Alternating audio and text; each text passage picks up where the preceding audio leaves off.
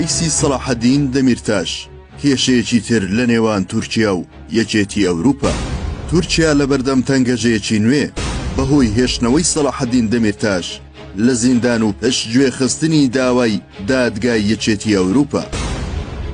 دادگای یەکێتی ئەوروپا لەبارەی کەیسی سەلاحەدین دەمیرتاش چ داوایەکی لە تورکیا کردووە؟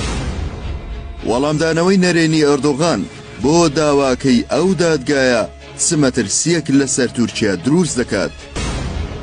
ئایا ئەردۆغان ڕاست دەکات کە دەڵێ ئەو دادگایە ناناسێت؟ ئۆپۆزیسیۆنی تورکیا چ مەترسیەکیان پیشان داوە لە هێشتنەوەی دەمیرتاش لە زیندان بەهۆی بڕیاری تاکلایەنەی ئەردۆغان؟ دادگای مافی مرۆڤی ئەوروپا لە هەفتەی ڕابردوو جارێکی تر بڕیارێکی دەرکرد کە تیایدا بە فەرمی داوای کرد سەلاحەدین دەمیرتاش هاوسەرۆکی پێشووی هەدەپە دەست بەجێ ئازاد بکرێت. بە پێی ڕاگەیەندراوی ئەو دادگایە و لێکۆڵینەوەی لە هۆکاری دەستگیرکردنی دەمیرتاش، ئەنجامی دادگا کە دەڵێت دەمیرتاش تا ئەو تۆمەتانەی لەسەر نەسەلمێنرێت کە بەهۆیەوە دەستگیر کراوە پێویستە ئازاد بکرێت. لە بەرامبەر ئەو داوایەدا ڕاستەوخۆ ئەردۆغان هاتە دەنگ و ڕایگەیاند ئەوان دادگای خۆیان هەیە و ئەو دادگای ئەوروپا ناناسن و بە بڕیارەکە پابند نابن. دوای ئەو وەڵامەی ئەردۆغان میدیای ئۆپۆزیسیۆنی تورکیا وەڵامی ئەو قسەی ئەردۆغانیان دایەوە کە وتبووی دادگای یەکێتی ئەوروپا ناناسن و کۆمەڵێک زانیاریان ئاشکرا کرد کە ئەردۆغان لە پێشوودا خۆی 3 جار هانای بۆ ئەم دادگایە بردووە.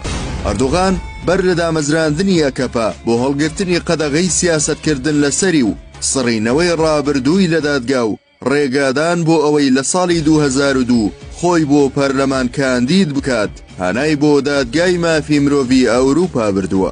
پابەندبوونی تورکیاش بە بڕیاری دادگای یەکێتی ئەوروپا ئەو کاتوای کرد قەدەغەی سیاسەتکردنی لەسەر هەڵگیرێت لە تورکیا و ئەکەپەدا بمەزرێنێت.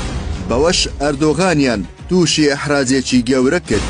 پابەندبوونی تورکیا بە بڕیارەکانی دادگاکە لە سەردەمی پێش دەسەڵاتی ئەردۆغان و ڕەتکردنەوەی ئێستای بڕیاری ئەو دادگایە لەلایەن ناوبراوەوە ئەوە پیشان دەدات کە تورکیا لە ڕووی دیموکراسی و پابەندبوون بە بڕیارەکانی ئەوروپاوە پاشەکشەی گەورەی کردووە بە ئاراستەی تاکڕەوی. ئەوەش زیانی گەورەی لە پرۆسەی بە ئەندامبوونی تورکیا لە یەکێتیەکە دەگەیەنێت کە خەونی لە مێژینەی ئەو وڵاتەیە.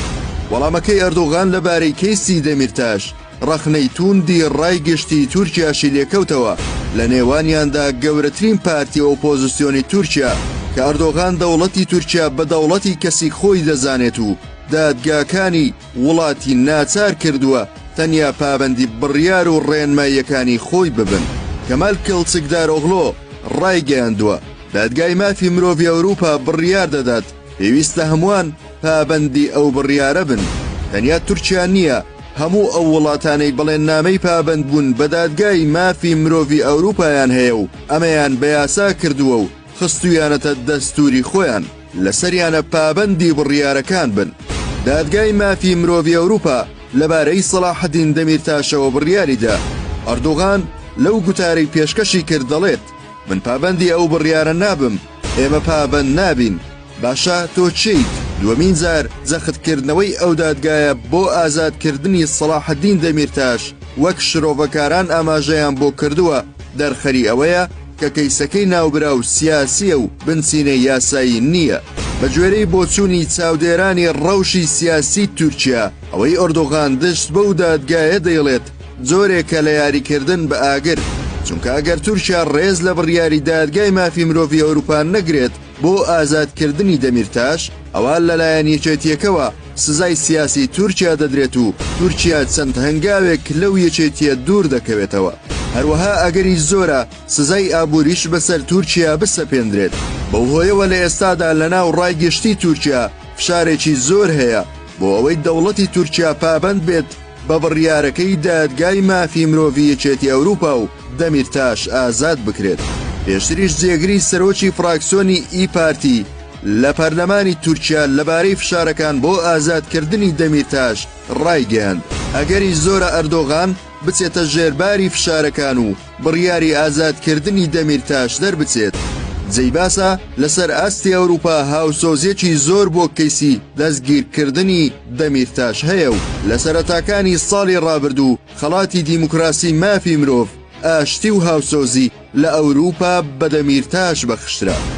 سەلاحەدین دەمیرتاش لە ساڵی 2016ەوە دەستگیر کراوە و زیاتر لە 4 ساڵە لە گرتوخانەی ئەدێرنەیە. ئەگەرچی پێشووتر لە ساڵی 2018 دادگا بڕیاری ئازادکردنی بۆ دەرکرد، بەڵام دووبارە تۆمەتی بۆ دروستکرا و ماوەی دەستگیرکردنی درێژ کرایەوە. ئەردۆغانیش بەردەوام وەک تیرۆریست ناوی دەهێنێت.